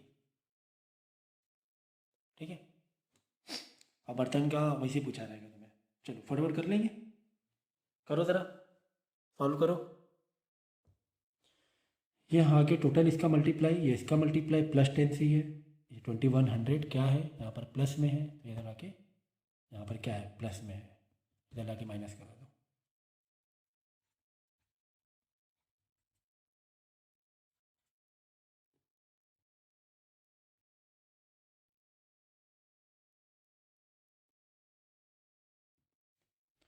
टू नाइन फोर ज़ीरो 10, यहाँ पर 10 इंटू सी है ना मल्टीप्लाई में, इधर आके डिवाइड करा दो। कितना आ गया 0 0 गया 294 और क्या है ये हीट कैपेसिटी, स्पेसिफिक नहीं है ना तो पर केल्विन, ठीक है ना। उसके लिए किलोग्राम भी आ जाता है एक्चुअली में। देखो अब तुम्हें समझाने के लिए बता दिया था कि मास यहाँ पे समझो तुम्हें लेना ही नहीं है, ऐसे करो मास तुम्हें लेना ही नहीं है, तुम्हें थोड़ा सा याद कराने के लिए सब बोल दिया था मैंने, ठीक है ना। वैसे तुम चाहो तो मास अवॉइड कर देना तो किलोग्राम का टेंशन ही खत्म हो जाएगा, ये वन एंड कुछ नहीं, किलोग्राम का टेंशन खत्म हो जाएगा तो अपने आप तुम्हारा क्या निकलेगा हीट कैपेसिटी ही निकलेगा। स्पेसिफिक हीट कैपेसिटी में ग्राम किलोग्राम आ जाता है ना, पर फिलहाल तो यहाँ पे इसे ग्राम वाली बात है। देखो ग्राम भी आ गया इसमें ग्राम, तो ग्राम का इन्वॉल्वमेंट हो गई नहीं तो मास को हटा ही देना। तो बर्तन वाले में जो भी आंसर आएगा वो तुम्हारा क्या आएगा बोलो, हीट कैपेसिटी आएगा, स्पेसिफिक नहीं। तो मास को तुम यहाँ पे छोड़ देना, डायरेक्ट ऐसे कर देना C into T minus T2, ठीक है, मास को अवॉइड कर देना, ठीक है ना। तो मैं समझाने के ऐसे बोल रहे थे कि याद रहे जस्ट एक कॉन्सेप्ट। तब देखो यहाँ पर बुक में कैसे किया गया है, ये देखो काफ़ी लेंदी प्रोसेस है, ये देखो कितना बड़ा क्वेश्चन सॉल्व किया है ना। तो मैंने एक बहुत आसान तरीके से बता दिया है आपको, तो इस टाइप का हो तो ऐसे सॉल्व करना है तुम्हें।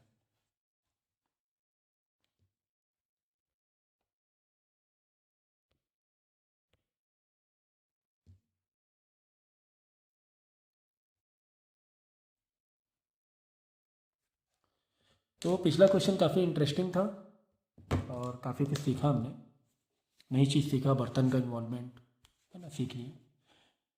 सो a metal piece of mass 20 gram is heated to a constant temperature of 100 Celsius. हम एक मेटल पीस को 100 सेल्सियस कांस्टेंट टेम्परेचर दे रहे हैं इसे, है ना, गर्म कर रहे हैं।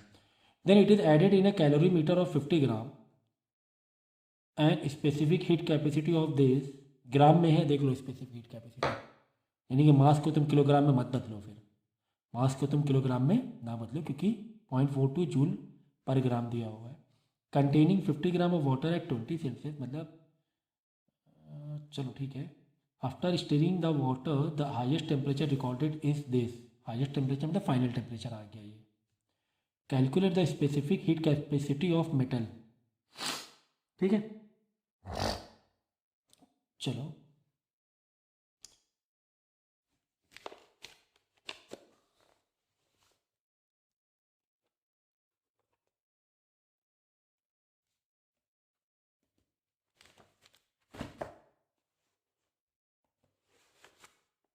देखो क्वेश्चन समझ लेना। Metal piece of mass 20 gram is heated to a constant temperature of this, then it is added in a calorie metre, calorie मतलब वही बर्तन, हाँ बर्तन, of mass 50 gram and specific heat capacity this, containing उस बर्तन में पहले से क्या कंटेन कर रहा था 50 gram of water at 20 Celsius, पहले से वाटर कितना था 20 सेल्सियस था। अब की बार देखो बर्तन का भी तुम्हें मास दे दिया गया है, बर्तन का मास दे दिया गया है, तो ये जो मैंने फॉर्मूला बताया था ना, ये देखो मैंने क्या बताया था, बर्तन के लिए अगर मास तुम्हें नहीं दिया है बर्तन का तो तुम क्या करोगे, डायरेक्ट एम छोड़ ही दो, हटा ही दो, और डायरेक्ट C लिखोगे बड़ा वाला, मतलब हीट कैपेसिटी वाला, याद रखना। और अगर बर्तन का मास तुम्हें दिया है तो फिर यही वाला सेम टू सेम फार्मूला छापना तुम, मतलब स्पेसिफिक हीट कैपेसिटी के पॉइंट ऑफ व्यू से, स्पेसिफिक हीट कैपेसिटी के पॉइंट ऑफ व्यू से याद रहेगा। बर्तन का अगर मास नहीं दिया है तो आप इसको एम को हटा दो, C बड़ा वाला ले लो, हीट कैपेसिटी के पॉइंट ऑफ व्यू से ले लो। अगर बर्तन का भी मास दिया हुआ है तब जैसे फार्मूला ये है ठीक वैसे ही, यानी कि यहाँ पर फिर क्या आ जाएगा तुम्हारा स्पेसिफिक हीट कैपेसिटी का ही C आ जाएगा, स्मॉल c आ जाएगा, ठीक है ना। याद रखना याद रखना याद रखना, नोट कर लो गलता, ठीक है। तो तीन तीन का रोल है, तीन बॉडी का रोल है, तीन बॉडी का रोल है। तो चलो इंफॉर्मेशन मैं लिख देता हूँ यहाँ पर, M1 M2 M3 की जैसे। M1 20 ग्राम मेटल जो गर्म कर रहे हैं, टेम्परेचर कितना दिया हुआ है इसका, 100 सेल्सियस है। देन इधर आ जाओ सेकेंड वाले में, then it is added in calorimeter, calorimeter का मास दिया हुआ है, कैलोरीमीटर को तीसरे नंबर में लिख लो, यहाँ पर लिख लो, M3 में लिख लो। M3 दिया हुआ है तुम्हें 50 ग्राम, बर्तन का इन्फॉर्मेशन लिख रहा हूँ। एंड स्पेसिफिक उसी की, उस बर्तन की स्पेसिफिक हीट कैपेसिटी दी गई है 0.42 जूल पर ग्राम में है पर केल्विन। ठीक है, चलो कंटेनिंग, यानी इस बर्तन में क्या था, वाटर था, M2 बॉडी 2। ठीक है, बॉडी 3 को हमेशा बर्तन ही में ही रखो, तो थोड़ा सा एक स्टैंडर्ड एक याद रहे आपको, पैटर्न वाइज रहेगा दिमाग में। तो इस बर्तन में, ये जो बर्तन की फॉर्मेशन दी है, इसके अंदर पहले से क्या था, पानी था।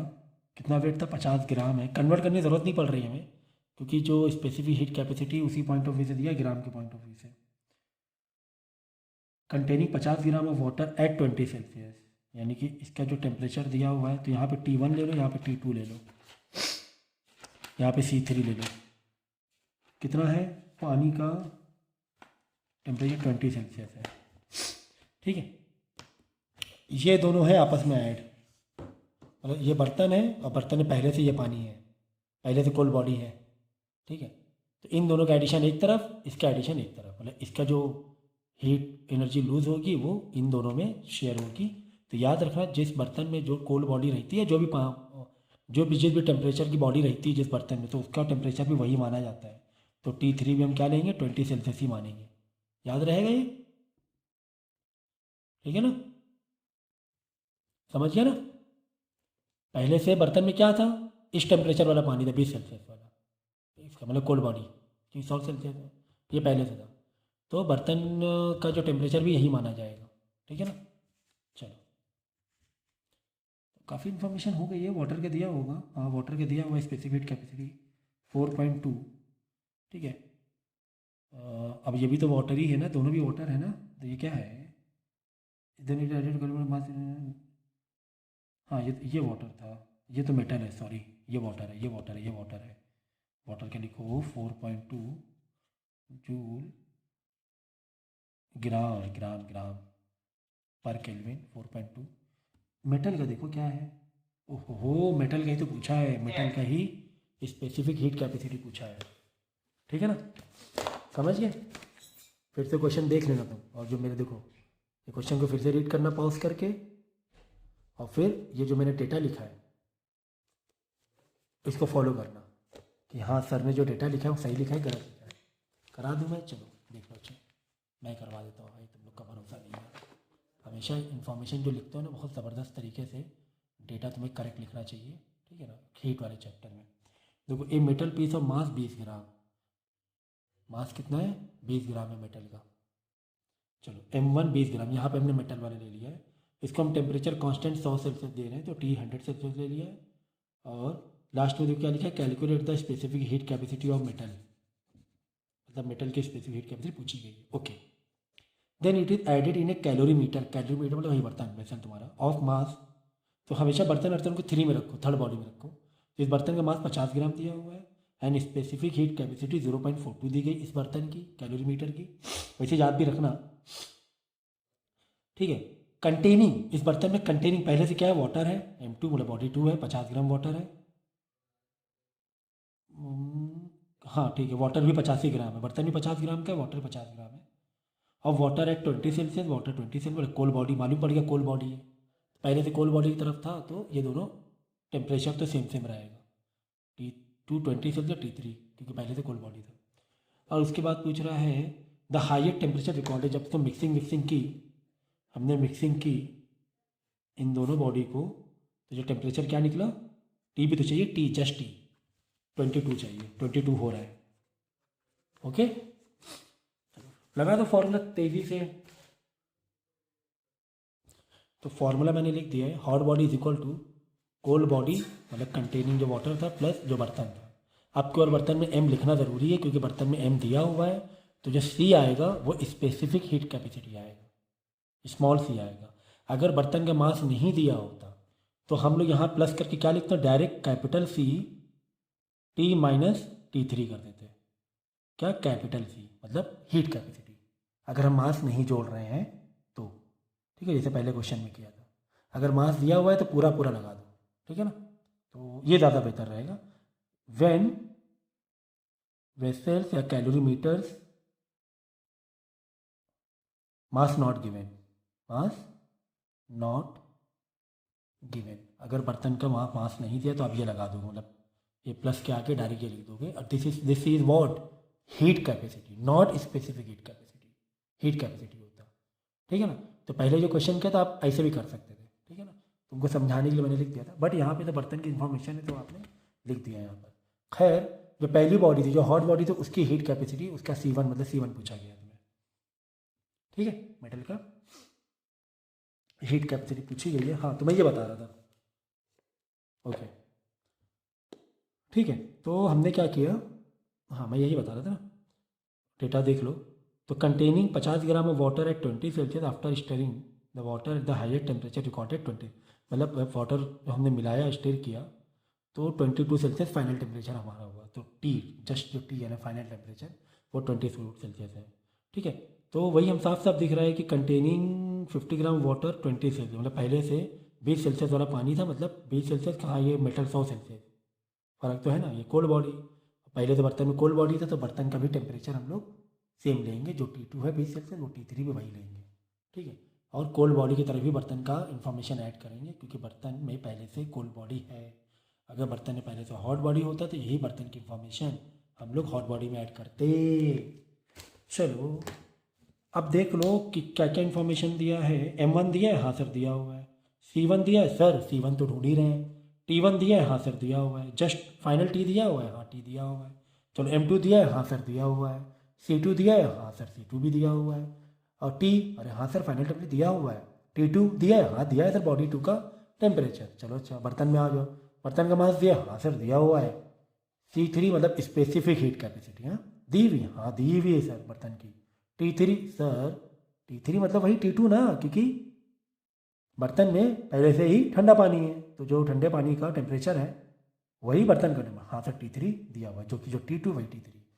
Final temperature T, just T मतलब फाइनल टेम्परेचर दिया, हाँ सर दिया, कितने बार बोलना पड़ेगा, तो क्यों बुलवा रहे हो, क्यों बुलवा रहे हो, इन्फॉर्मेशन डालो, कर दो।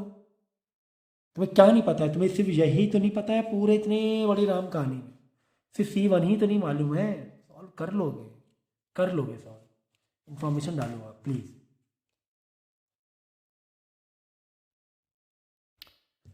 तो ठीक है, मैंने कर दिया, करना पड़ गया मुझे, तुम लोग का भरोसा नहीं है, ठीक है ना, तो ठीक है कोई बात नहीं, देख लेंगे आगे। कुछ नहीं, मैंने सीधा सीधा इन्फॉर्मेशन लिखा, 100 minus 22 78 into 20 1560 C1 equal to M2 50 दिया था, देख लो यार सारी इन्फॉर्मेशन है।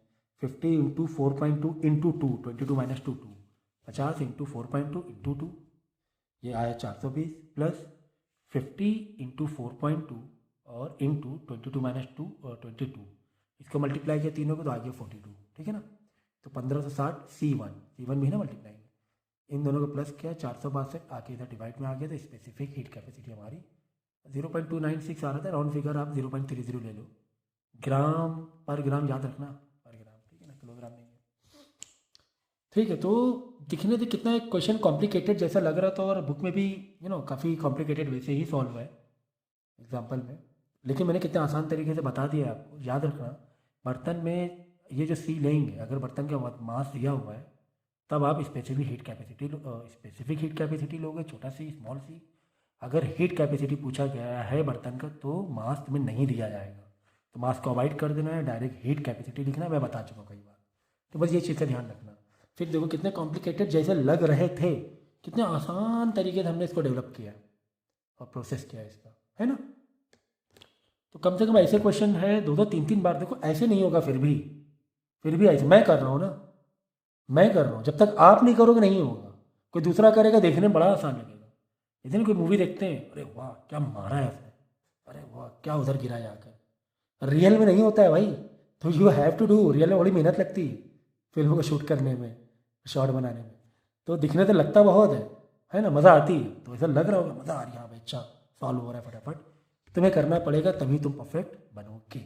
ठीक है, तो चलो अगला क्वेश्चन देखेंगे। अब मैं 2-3 क्वेश्चन, क्या मुझे सारे क्वेश्चन कराने चाहिए या मैं तुम्हारे ऊपर कुछ छोड़ूं या भरोसा करूं कुछ?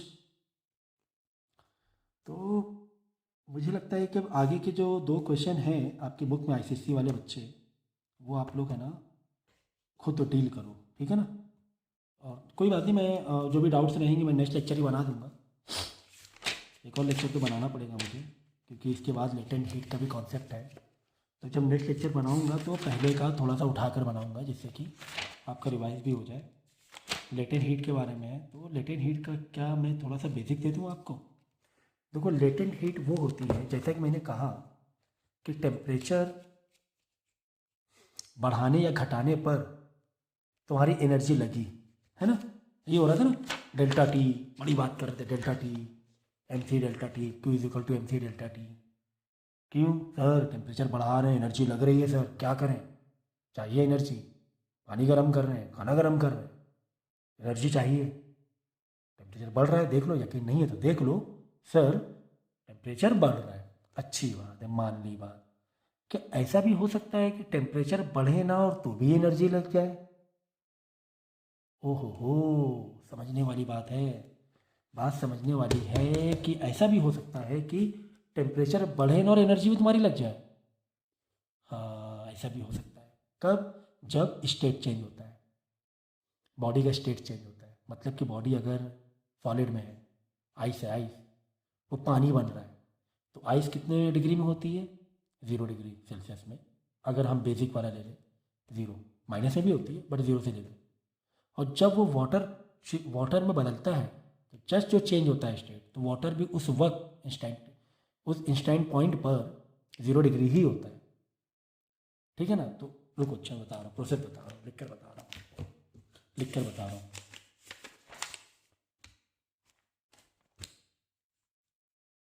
देखो, तुम्हारे पास आइस थी, कितनी थी? -10 डिग्री की थी, 10 सेल्सियस, -10।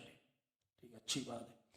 क्या हुआ, तुम उसको हीट दे रहे हो, तुमने हीट दी, हाँ हीट दी कुछ टाइम के लिए, तो ये क्या हो गया, -10 से अब 0 हो गया, है आइस, लिख दो, आइस है, अभी भी आइस है, आइस है।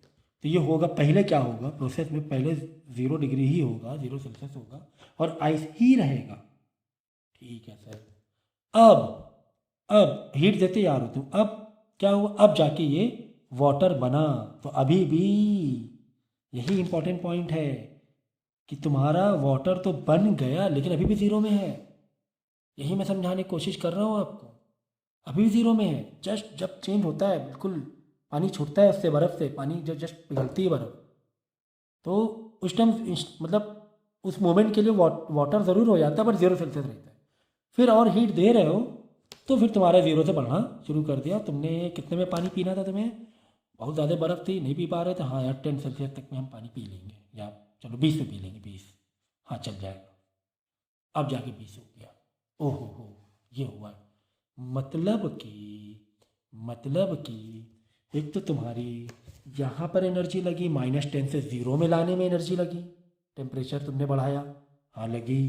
क्या फॉर्मूला है? एम सी, वही वाला फॉर्मूला, क्या? डेल्टा टी वाला, है ना। T1 T2 वाला नहीं, दो बॉडी मिक्स तो नहीं ना करना है, T1 T2 M C delta T वाला, Q is equal to M C delta T, Q is equal to M C delta T. हाँ लग गया, इतनी एनर्जी यहाँ लग गई। फिर आइस से वाटर बना, यहाँ पर भी एनर्जी लगी तुम्हारी। टेम्परेचर देखो वही है लेकिन आइस वाटर कैसे बन रहा है, कुछ तो एनर्जी लगी होगी, बर्फ से ये पानी बना। हाँ, तो यहाँ पर लगेगा ml। हाँ लेटेंट हीट, ठीक है ना, एक नया टर्म में बताता हूँ मैं। चलो, फिर वाटर 0 से 20 गया, 0 से 20 गया, फिर यहाँ पर वापस एम सी डेल्टा टी लग गया। जो भी चेंज इन टेम्परेचर, यहाँ पे 20 चेंज हुआ है, यहाँ पे 10 चेंज हुआ है। ठीक है, तो टोटल हीट कितनी लग गई? -10 से उठाने में, मतलब -10 जो आइस थी तुम्हारी बिल्कुल गर्ड बर्फ, वो 20 तक पहुंचाने में बड़ी हीट लग गई। तुम बहुत परेशान हो गए, तुम्हारा बहुत खर्चा हो गया, तुम्हारी बहुत हीट लग गई। कितनी लग गई हीट? देखो देखो, एक तो ये वाला, क्या दे 1 2 3 दे दें ना?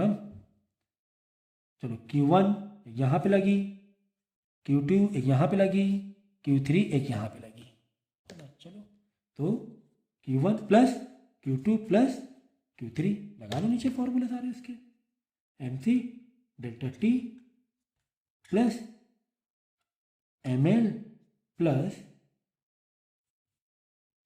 MC delta T। लो खेल खत्म, पैसा खत्म। Total heat, total total total energy, खेल खत्म, पैसा खत्म। सबको क्या करना, कैलकुलेट करके ऐड कर देना आगे। अब कितने सारे देखो यहाँ पर ये हैं तुम्हारे वेरिएबल, देखना देखना देखना, है तो वाटर ही, या वही एक है, वही बॉडी है, सब्सटेंस है, ठीक है ना?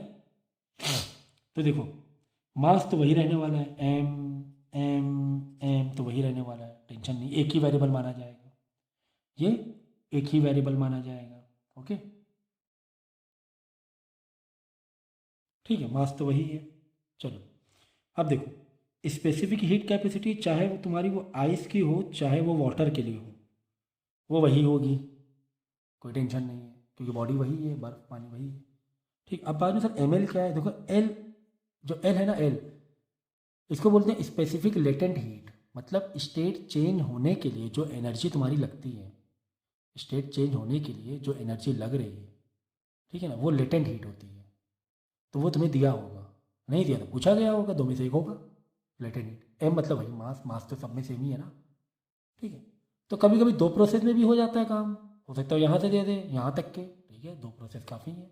तुमने आइस थी -10 में, वाटर बन गया 0 सेल्सियस, तो यहाँ तक क्या प्लस कर दोगे, इतना। कभी हो सकता है यहाँ से उठा के दे दे क्वेश्चन में, यहाँ तक दे दे, 0 सेल्सियस आइस थी, हमने 20 सेल्सियस तक गर्म कर दिया, तो 0 सेल्सियस आइस पहले 0 सेल्सियस वाटर बना, बाद में 20 सेल्सियस में गया, तो अब यहाँ से इतना कर देंगे, डायरेक्ट यहाँ पे स्टेट चेंज हुआ, आइस से वाटर बना, ml plus MC delta T. Delta T मतलब यहाँ पर 20 हो गया 0 से, यहाँ पर डेल्टा टी 10 है, देख लो, है ना? तो 1 2 3 सर मैक्सिमम 3 हो सकते हैं क्या? ना ना ना ना, मैक्सिमम 4 हो सकते हैं। ये स्टीम भी बन सकता है ना, अब जो 0 से 100 में गया, फिर आगे स्टीम, 100 के ऊपर स्टीम ले लो, 120 140 150, 100 तक में ये हो गया डेल्टा टी, MC डेल्टा, वापस ML, ठीक है, वो स्टीम चेंज होने वाला, फिर जो भी तुम्हारा एनर्जी दिया जाएगा स्टीम में चेंज हो गई, तो 4 प्रोसेस हो जाते हैं फिर, 4 क्या, -10 से 0, 0 से 0, फिर 0 से 100, फिर 100 से जो भी आगे 150 200, जब भी स्टीम बन गई, 4 प्रोसेस हो जाते हैं। फिर 2 बार लग जाता है तुम्हारा ये वाला स्टेट चेंज होने का, एक बार सॉलिड से लिक्विड और फिर लिक्विड से स्टीम गैस, 2 बार, तो इसे 4 प्रोसेस। खैर इतना तो खैर लंबा आने वाला है नहीं, एग्जाम में आता नहीं ना, बट कॉन्सेप्ट समझाने के लिए मैंने आपको समझाया, ठीक है। तो यहाँ पे कुछ भी गायब होगा तो फिर आप पता ही आपको कैसे सॉल्व करना है, वो एक इतनी मैथ तो आपको पता ही होगा कि कोई वेरिएबल नहीं दिया हुआ है, हो सकता है यहाँ पे लेटेंट हीट पता करना हो, लेटेंट हीट बताओ, बाकी इन्फॉर्मेशन दी हो, ठीक है ना। तो इसके लिए न्यूमेरिकल मैं नेक्स्ट टाइम करवाऊँगा, नेक्स्ट लेक्चर में। एक्चुअली लेक्चर मालूम है ये कम से कम 8-10 दिन का चैप्टर है, लेकिन फिर भी मैं 2-3 लेक्चर में ख़त्म करूँगा, क्योंकि अभी आप लोग के एग्ज़ाम भी आ रहे हैं, और इसमें लिखा भी है ICSE की तरफ से, ज़्यादा कॉम्प्लिकेटेड मतलब ईजी समझाएंगे ऐसा उसमें मेंशन भी है। तो लेकिन ग्राफ रीड करना आना चाहिए आपको। देखो चलो ये ग्राफ रीड करें, ये करते हैं, ये वाला, ये ग्राफ रीड करना आना चाहिए। देखो शायद हमें 0 से उठाया, देखो यहाँ पे 0 है, मतलब आइस में था, ठीक है। आइस क्या हो रही, मेल्ट हो रही है, देखो ये मेल्ट हो रही है, ब्लू लाइन है, अगर नहीं दिख रही है तो मैं रेड बना दूँ ऊपर से,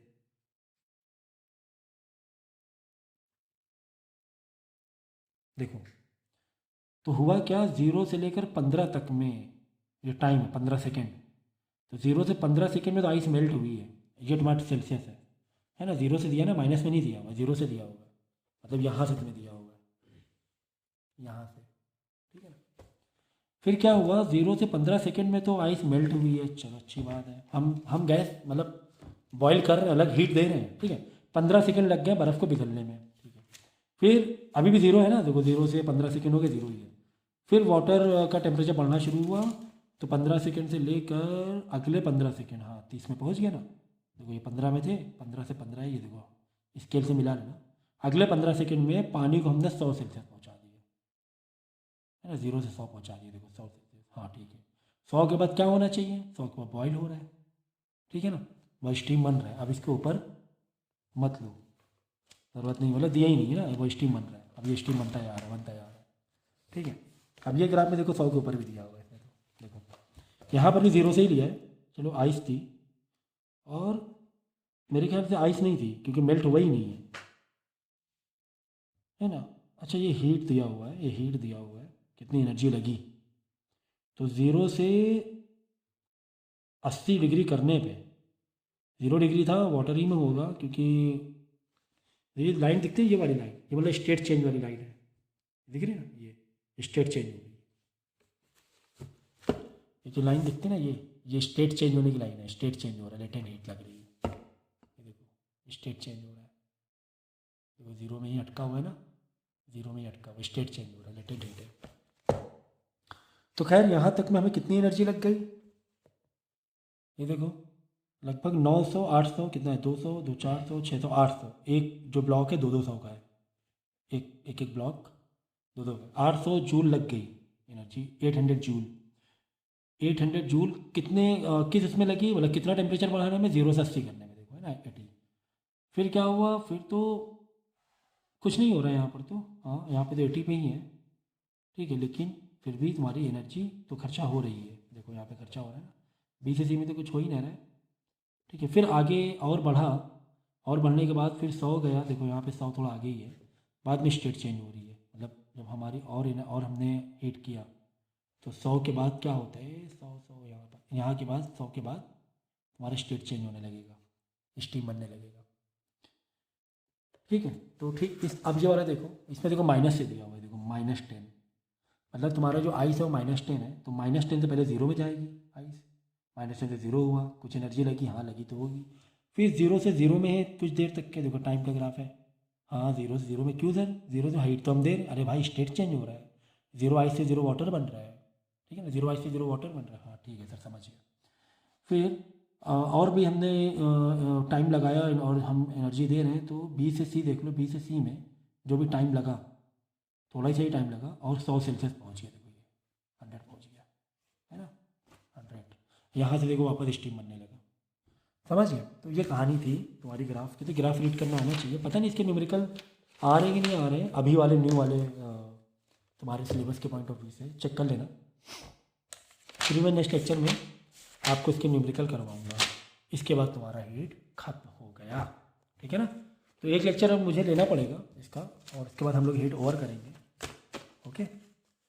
और जो भी डाउट्स अगर हैं, आपको लग रहा है कि डाउट्स आपको ज़्यादा हैं इसमें, तो आप प्लीज़ कमेंट करके मुझे बता दिया करो कि किससे रिलेटेड या कहाँ पर चूक हो रही है मुझे समझाने में आपको, तो वो भी मुझे आप थोड़ा बताते रहो, तो मैं कोशिश करूँगा कि और आसान तरीके से आपको समझाने की, ठीक है।